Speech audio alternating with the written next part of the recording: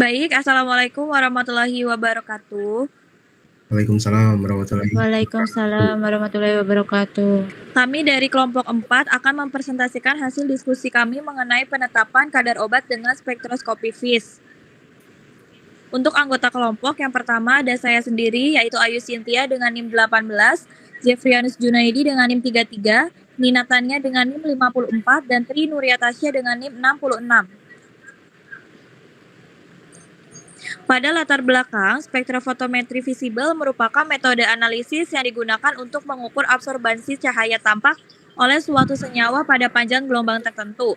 Metode ini banyak diterapkan dalam bidang farmasi karena mampu menentukan kadar zat aktif dengan hasil yang akurat, sensitif, dan relatif cepat. Selain itu, spektrometri UV-VIS memiliki peran penting dalam pengawasan mutu obat serta deteksi bahan kimia obat atau BKO yang ditambahkan secara ilegal pada produk tradisional.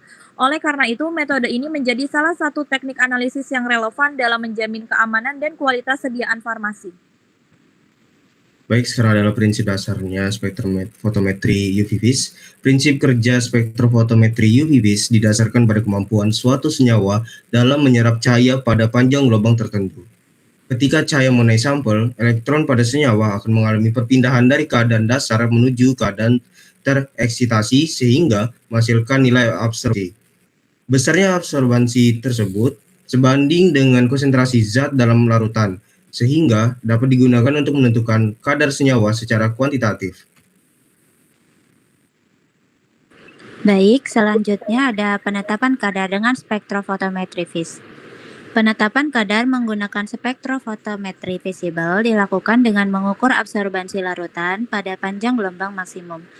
Pemilihan panjang gelombang maksimum sangat penting karena pada kondisi tersebut terjadi serapan cahaya paling tinggi sehingga sensitivitas analisis meningkat. Nilai absorbansi yang diperoleh kemudian digunakan untuk menghitung konsentrasi zat melalui kurva kalibrasi. Hubungan yang linear antara absorbansi dan konsentrasi menunjukkan bahwa metode ini memiliki akurasi yang baik dalam analisis kuantitatif. Selanjutnya, faktor yang mempengaruhi hasil analisis.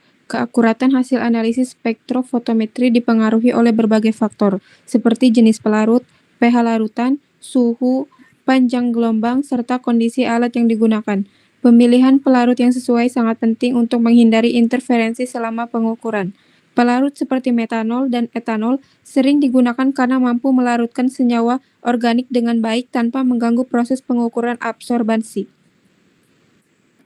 Selanjutnya adalah penggunaan kemontrika dalam analisis. Pada analisis campuran multi-komponen sering terjadi tumpang tindih spektrum atau biasa disebut juga overlapping, sehingga absorbansi yang terukur merupakan gabungan beberapa senyawa.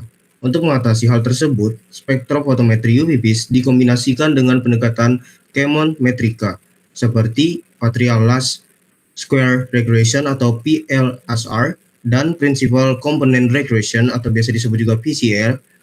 Pendekatan ini mampu meningkatkan akurasi selektivitas dan sensitivitas analisis sehingga penentuan kadar beberapa komponen dapat dilakukan secara simultan. Lalu, tahapan analisis spektrofotometri UV-VIS. Analisis spektrofotometri UV-VIS diawali dengan preparasi sampel dan penentuan panjang gelombang maksimum. Selanjutnya, dibuat larutan standar dengan berbagai konsentrasi untuk menghasilkan kurva kalibrasi. Sampel kemudian diukur absorbansinya menggunakan spektrofotometer, lalu kadar senyawa dihitung berdasarkan kurva kalibrasi yang diperoleh. Setelah itu, dilakukan validasi metode melalui pengujian linearitas, akurasi, presisi, batas deteksi, dan batas kuantitasi, guna memastikan hasil analisis memenuhi persyaratan. Selanjutnya, aplikasi dalam analisis farmasi. Dalam bidang farmasi, spektrofotometri UV-VIS digunakan secara luas untuk analisis berbagai senyawa obat seperti antibiotik, vitamin, dan bahan kimia obat. Metode ini juga dimanfaatkan untuk mendeteksi dexamethasone pada jamu, yang ditambahkan secara ilegal. Penggunaan spektrofotometri UV-VIS dalam pengawasan mutu bertujuan untuk menjamin keamanan produk farmasi serta mencegah efek samping akibat penggunaan bahan kimia obat yang tidak sesuai. Selanjutnya adalah keunggulan dan keterbatasan metode. Spektrofotometri UV-Vis memiliki beberapa keunggulan, yaitu prosedur yang sederhana, biaya relatif murah, sensitif, cepat, dan memberikan hasil yang akurat. Namun, metode ini juga memiliki keterbatasan terutama dalam selektivitas apabila terdapat senyawa lain yang menyerap pada panjang gelombang yang sama. Oleh karena itu, validasi metode dan pengendalian kondisi analisis perlu dilakukan untuk memperoleh hasil yang presisi. Baik, kesimpulan pada presentasi kami pada hari ini yaitu spektrofotometri UV-Vis merupakan metode analisis yang penting dalam bidang farmasi karena mampu menentukan kadar senyawa secara kuantitatif berdasarkan absorbansi cahaya. Metode ini memiliki akurasi dan sensitivitas yang baik sehingga banyak digunakan dalam analisis obat, pengendalian mutu, serta pengawasan keamanan produk farmasi.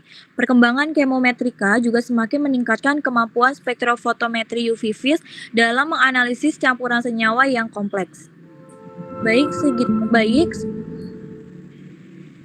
Baik, itu saja yang bisa kami sampaikan. Apabila ada kekurangan dan kesalahan kata, kami memohon maaf sebesar-besarnya.